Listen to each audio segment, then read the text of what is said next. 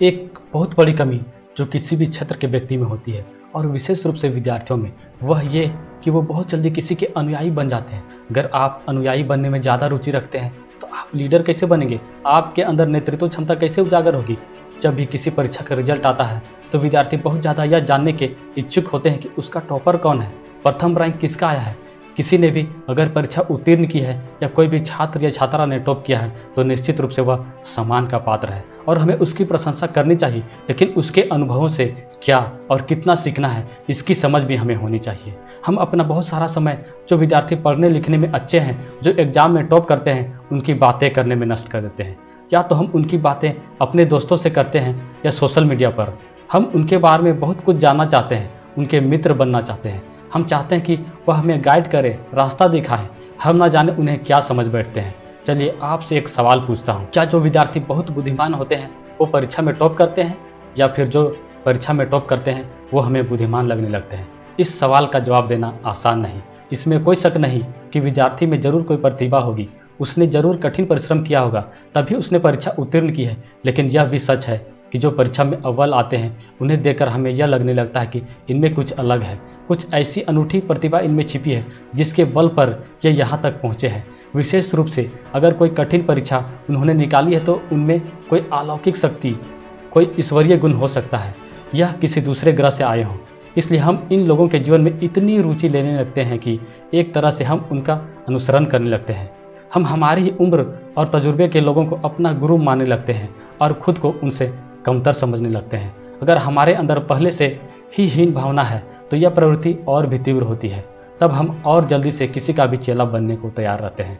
अगर हमें किसी मेधावी छात्र से कुछ सीखना है तो हमें यह सीखना चाहिए कि परीक्षा के लिए उसकी रणनीति क्या थी, उसने कौन सी किताबें पढ़ी, किन बातों पर ध्यान दिया और क्या गलतियाँ की। इससे ज़्यादा हमें किसी भी टॉपर के जीवन में नहीं झांकना। सोशल मीडिया पर भी उसको फॉलो करने की ज़रूरत नहीं। उसकी जीवन शैली क्या है, उसका गर्लफ्रेंड या बॉयफ्रेंड कौन है, उसके पढ़ने का कक्ष कैसा था, उसके निजी जीवन में ज़्यादा रुचि लेना केवल आपका समय व्यर्थ करेगा और आपको लक्ष्य से भटकाएगा। आपको यह गलतफहमी होनी शुरू हो जाएगी कि ये सारी चीज़ें जो किसी भी तरह से परीक्षा से संबंधित नहीं है, इनको करके आप उस व्यक्ति की तरह बनकर परीक्षा में अव्वल आ जाओगे। अगर किसी परीक्षा में 1 लाख लोग बैठ सकते हैं और सिर्फ 1000 सीट है तो किसी भी हाल में 1000 से ज़्यादा बच्चे सेलेक्ट नहीं हो सकते। इसका यह अर्थ नहीं कि जो 1% सेलेक्ट हो गए हैं उनमें कुछ ऐसा विशेष कि आप उसकी खोज में अपना समय व्यर्थ करें। वह इसलिए सेलेक्ट हुए कि उन्होंने बस जो चीज़ें सब करते हैं उसे और ज़्यादा अच्छे से किया। वे सब आपकी तरह ही सामान्य हैं। कृपया करके उन्हें अपना आइडल मत बनाइए। जब आप बहुत जल्दी किसी के अनुयायी बन जाते हैं तो आप अपनी क्षमता को कम आंकते हैं। क्यों ना आप अपने आप को निखारें, क्यों ना आप अपने आप को बेहतर बनाने में अपनी ऊर्जा खर्च करें। लोग अक्सर या व्यर्थ के सवाल जानना चाहते हैं कि टॉपर किस पेन से लिखता था, टॉपर ब्रेकफास्ट में क्या खाता था, डिनर में कौन सी सब्जी खाता था, टॉपर अपने अध्ययन कक्ष की दीवारों पर क्या लिखता था, उसके हाथों से लिखे हुए नोट्स के फोटो स्टेट चाहिए, टॉपर के माँ बाप क्या करते हैं, उसके कितने भाई बहन हैं, टॉपर के जीवन के रोचक किस्से, उसके फोटोग्राफ, ना जाने क्या क्या। अगर आप बहुत ज़्यादा टॉपर लोगों के साक्षात्कार देखेंगे तो यह उल्टा आपको भटका सकता है। किसी टॉपर ने किताब ए को अच्छा बताया तो किसी ने बी को तो किसी ने सी को। आप असमंजस में आ जाएंगे कि दोनों ही मेधावी छात्र हैं, किसकी बात सुनी जाए। हो सकता है आपको सेल्फ स्टडी पसंद हो लेकिन टॉपर कहे कि ग्रुप स्टडी बेहतर है। आप बस अपने आप को जानिए। हमें अपने ऊपर भरोसा होना चाहिए। अपने अध्ययन का रास्ता जो हमने अपने लिए चुना है हमें उसी पर डटे रहना है। हमें बहुत ज़्यादा किसी के प्रभाव में नहीं आना है। हमारे लिए क्या अच्छा है यह हमें ही पता है। भगवान ने हर व्यक्ति को अलग बनाया है, सबका तरीका अलग है, प्रतिभाएं अलग हैं।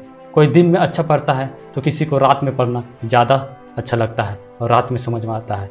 किसी को ज्ञान अर्जन करना अच्छा लगता है लेकिन कोई ज्ञान का संचय सिर्फ परीक्षा मात्र के लिए करता है। कई बार मीडिया या न्यूज़ चैनल जिस तरह टॉपर को बढ़ा चढ़ाकर पेश करते हैं उससे भी भ्रम पैदा होता है। आप रियलिटी से दूर हो जाते हैं। आपको विशेष तरह से लोगों का रोमांच बेचा जाता है। प्रायः आप न्यूज़ में सुनेंगे कि रिक्शा वाला के बेटा IAS बना या चौकीदार कलेक्टर बना। इस तरह की खबरों को सनसनी की तरफ प्रस्तुत किया जाता है। कोई समृद्ध परिवार का लड़का अगर यह न्यूज़ सुनता है तो उसे ऐसा लगने लगता है जैसे गरीब होना कोई विशेष टैलेंट हो। काश वो भी रिक्शा वाले का बेटा होता तो IAS बन जाता। याद रखिए, वो IAS इसलिए नहीं बना कि रिक्शा वाले का बेटा है, वो अपने परिश्रम से बना। ऐसे बहुत से लोग गरीब हैं जो नहीं बने होंगे। जब हम इस तरह की न्यूज़ सुनते हैं तो हमारा मन ऐसा हो जाएगा कि यदि कोई मध्यम वर्ग या समृद्ध परिवार के व्यक्ति परीक्षा में उत्तीर्ण होगा तो हम उसे बिल्कुल आदर सत्कार नहीं देंगे। मैं मानता हूं कि साधनों की कमी से रास्ता आसान नहीं होता, लेकिन यह भी तो सोचिए कि एक अमीर व्यक्ति का बेटा सारी सुख सुविधाएं होते हुए भी कुछ बन गया। उसने अपने आप को कैसे मोटिवेट किया होगा? क्या वह प्रशंसा का पात्र नहीं है? उसकी तो इतनी मेहनत करना कोई मजबूरी भी नहीं थी। उसके प्रयासों को हम जानने की कोशिश ही नहीं करेंगे। हम सबके पास हमारी अपनी विशेष तरह की चुनौतियां हैं। हमें अपनी चुनौतियों पर अपने तरीके से ही विजय पानी है। हमें हमसे बेहतर कोई नहीं जानता। हमारे लिए क्या उचित है यह हमें खुद ही सोचना है। कई बार आपको ऐसा भी लग सकता है कि आप गरीब हो और दूसरे अमीर हैं, तो उनका रास्ता आसान है, उनके पास साधन है, कोचिंग है, जबकि आपके पास कुछ नहीं है। बहुत सारे टॉपर तो विभिन्न कोचिंग के द्वारा पैसे देकर भी बुलाए जाते हैं या खरीद ली जाते हैं। ऐसे में आप भ्रमित हो सकते हैं। कोचिंग किनके लिए ज़रूरी है? कोचिंग उन्हें लेना चाहिए जो खुद अपने आप को रोज़ पढ़ने के लिए मोटिवेट नहीं कर पाते, खुद से नियमित नहीं रह पाते, जिन्होंने स्कूल या कॉलेज में बहुत ही निम्न स्तर की शिक्षा ली है, जिन्हें कुछ भी नहीं आता और कोई मार्गदर्शक भी नहीं है, या फिर तैयारी के लिए समय बहुत ही कम है। इन सब सूरतों में एक अच्छी कोचिंग आपकी ज़रूर हेल्प करेगी, लेकिन बिना कोचिंग के भी लक्ष्य पाया जा सकता है। आप जिन भी हालातों में हैं ठीक हैं, आपके हालत इससे भी बदतर हो सकते थे। बहुत से लोग हैं जो आपसे ज़्यादा बुरे हालातों में हैं। मान लो आप सोचते हैं कि काश आपके पास एसी कमरा होता तो आप ज़्यादा अच्छा पढ़ पाते। जिसके पास एसी कमरा है वो सोचता है कि यहाँ मुझे घुटन होती है, काश किसी गांव के खेत खलिहान में पढ़ रहा होता तो ज़्यादा आउटपुट दे पाता, या फिर मेरे घर के पास कोई लाइब्रेरी होती और मेहनत कर पाता, या मेरे कोई परम मित्र के साथ तैयारी करता तो ज़्यादा अच्छा कर पाता। इस काश का कोई अंत नहीं है। आपको कभी भी पढ़ने के लिए एकदम परफेक्ट सब स्थिति नहीं मिलेगी। आप बाहर से देखेंगे तो बहुत लोगों के लिए जहां आप आज हो वही परफेक्ट है। दूसरी बात, जब एक इच्छा पूरी होगी तो दूसरी जन्म ले लेगी और परफेक्ट की परिभाषा बदलती जाएगी। अब तक हमने उन 1% की बात की जो परीक्षा में सफल हो जाते हैं, पर जो शेष 99% है वो भी किसी से कम नहीं। विफलता के अनेक कारण हो सकते हैं। हो सकता है अभ्यास की कमी या मार्गदर्शन ना मिलने के कारण कुछ लोग उत्तीर्ण ना हो पाए हों। एक परीक्षा में विफल होने का अर्थ यह नहीं कि आप जीवन में विफल हो गए हैं। इतिहास में बहुत से बड़े बड़े वैज्ञानिक, राष्ट्रपति, प्रधानमंत्री, एक्टर, कलाकार ऐसे रहे हैं जो परीक्षाओं में फेल हुए हैं। ऐसा अक्सर होता है कि एक पढ़ा लिखा व्यक्ति अच्छा एक्टर बन जाए और एक एक्टर की फिल्म ना चले, लेकिन उसे व्यापार में सफलता मिले, और हर बार सफलता पहले प्रयास में ही मिले यह भी आवश्यक नहीं है। इतिहास में 2 तरह के लोग हुए हैं। एक जूलियस सीजर जैसे, जो कहते थे आई केम, आई सो, आई कन्क्वायर्ड। इसका मतलब मैं जहाँ भी गया मैंने सिर्फ विजय ही पाई, पता ही नहीं विफलता क्या होती है, तुरंत सफलता मिली। लेकिन दूसरी ओर महात्मा गांधी और नेल्सन मंडेला जैसे लोग हैं जिनका पूरा जीवन परिश्रम और संघर्ष में बीता और तब उन्होंने कुछ पाया।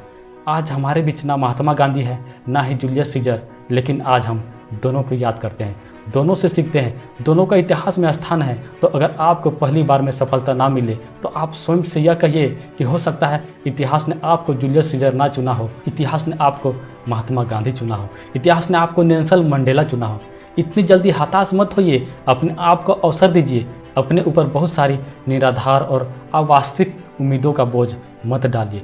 जीवन में यह परीक्षा दोबारा आएगी, यह नहीं तो कोई और अवसर आपके सामने आ जाएगा। जीवन में ना अवसरों की कमी है और ना ही पथों की।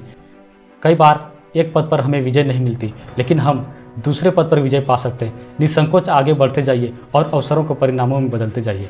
एक समस्या यह भी है कि जब ये टॉपर इंटरव्यू देते हैं तो जानबूझकर अलग दिखने के लिए कई ऐसी किताबें बोलते हैं जो उन्होंने वास्तव में नहीं पढ़ी होती।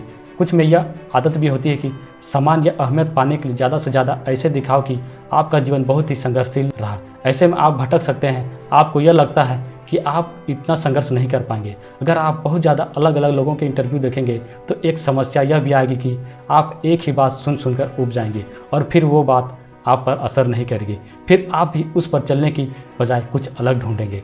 उदाहरण के तौर पर, अगर आप जानना चाहते हैं कि राजनीति के लिए अच्छी किताब कौन सी है, तो मान लीजिए 10 लोगों ने कहा कि लक्ष्मीकांत अच्छी किताब है। आपको करना यह चाहिए कि आप भी इस किताब को बहुत बार पढ़ें, लेकिन क्योंकि आपने यह बहुत बार सुन लिया है तो आप इससे उब जाएंगे और आप इस किताब को खरीद तो लेंगे, लेकिन आपका मन यह कहेगा कि इसे मत पढ़ो, यह तो सब पढ़ते हैं, इससे सिलेक्शन नहीं होगा, कुछ और विकल्प खोजो और कुछ और शॉर्टकट ढूंढो। सफलता का सबसे बड़ा सूत्र आपको देता हूँ। सब विद्यार्थी पढ़ते तो हैं, लेकिन सब अच्छे से नहीं पढ़ते। असफल और सफल में बस यही अंतर है। सफल लोग कोई अलग किताब नहीं पढ़ते, वह उन्हीं किताबों को अच्छे से पढ़ते हैं जिनका आप नाम हज़ारों बार सुन चुके हैं। जो लोग मेहनत नहीं करना चाहते वो बार बार अलग लोगों के इंटरव्यू इसलिए सुनते हैं कि उन्हें किसी टॉपर के मुंह से कोई दूसरा आसान विकल्प मिल जाए, लेकिन ऐसा कभी नहीं होता। सफलता का कोई शॉर्टकट नहीं है। मेहनत कभी भी रोमांचक नहीं होती, सनसनी वाली नहीं होती, मज़ा देने वाली नहीं होती। उसके लिए अपने मन को शांत करके बैठना पड़ता है, बोर भी होना पड़ता है, अरोचक परिस्थितियों से भी गुजरना पड़ता है। आपका दिन अगर नीरस हो तो होने दो, इन्हीं सब चीज़ों से गुजरकर सफलता हासिल होती है। ऑस्ट्रेलिया के पूर्व तेज गेंदबाज ग्लेन मैकग्राथ का एक पुराना इंटरव्यू देख रहा था। उसमें उन्होंने बताया कि पहले यह कहा जाता था कि फास्ट बॉलर मतलब जो आउट स्विंग बॉलिंग करना जानता हो। सबकी बातों में आकर उन्होंने आउट स्विंग करवाने का प्रयत्न किया। गाबा मैदान में इंग्लैंड के खिलाफ टेस्ट मैच में उन्होंने लगभग 120 रन दे दिए और कोई विकेट नहीं लिए। वो अच्छे खासे महंगे साबित हुए और उन्हें टीम से भी निकाल दिया गया। उसके बाद उन्होंने निश्चय किया कि बस अपनी लाइन लेंथ पर फोकस करेंगे और किसी दूसरों की बातों को नहीं सुनेंगे। उनके पास गति भी ज़्यादा नहीं थी, फिर भी आज दुनिया के शायद महानतम 2 या 3 गेंदबाजों में उनकी गिनती होती है। इस सबसे विद्यार्थी भी सीख सकते हैं। हम कैसे हैं, हमारी स्ट्रेंथ या वीकनेस क्या है, यह सिर्फ हम जानते हैं। किसी और के जैसा हम बन ही नहीं सकते। अपना एक रास्ता पकड़िए और उसी पर डटे रहिए, किसी और की बातों में न आइए। अगर अध्ययन करते समय या जीवन में आपको कहीं बाधा लगे तो उसका उपाय खुद ही खोजने की कोशिश करिए। जब मत सोचिए कि बाधा का उपाय आपको किसी टॉपर के इंटरव्यू में मिल जाएगा। अगर आप हर समस्या का बना उपाय या हल पाने की आदत डाल लेंगे तो आपकी सोचने और समझने की क्षमता विकसित होगी। आपके जीवन में एक मानसिक अपंगता आ जाएगी। आपके अंदर नेतृत्व करने की क्षमता भी विकसित नहीं हो पाएगी। आप दूसरों को रास्ता दिखा सके, आपको इतना सक्षम बनना है। आपको फॉलोवर नहीं, लीडर बनना है। अगर आपको ये वीडियो अच्छी लगी हो तो हमारे चैनल को सब्सक्राइब करें और आप जितना ज़्यादा से ज़्यादा हो सके इसे शेयर करें। तो फिर मिलते हैं अगली वीडियो में।